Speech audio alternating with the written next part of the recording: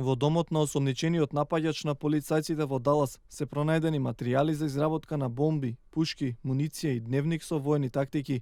Иако првично се веруваше дека имало двајца снайперисти, полицијата по новите сознанија верува дека 25-годишниот Мајка Џонсон бил единствениот напаѓач, кој би 5 полициски службеници повреди 7 други, како и двајца цивили. Непосредно по снайперскиот напад за време на протестот против полициската бруталност, тој се забарикадира во катна гаража во центарот на Далас, пошто беше убиен од експлозија контролирана од полицијата со специјален робот. Mr. Johnson, now deceased. Господинот Џонсон, кој сега е починат, беше единствениот напаѓач во овој инцидент. Ова го дознавме откако ја склопивме приказната за случувањата и откако ги сослушавме сите полицајци. Имаше конфузија, бидејќи сите бегаа во паника, но тој бил подвижен напаѓач. Имал напишано манифести за како да се вршат напади во движење и тоа и го направил.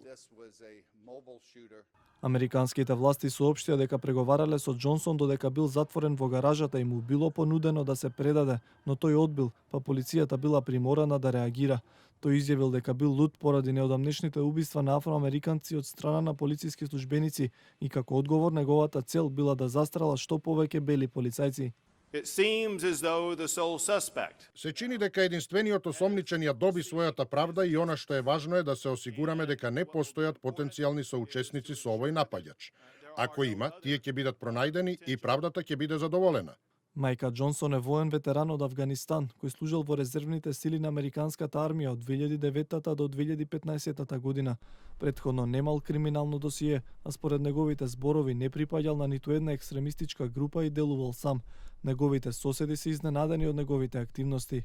I heard that he hates white people. Видов, слушнав дека мразел бели луѓе. Си велам, јас сум белец, а тој ме покани во неговиот дом. Зошто го премислив? Што се случи?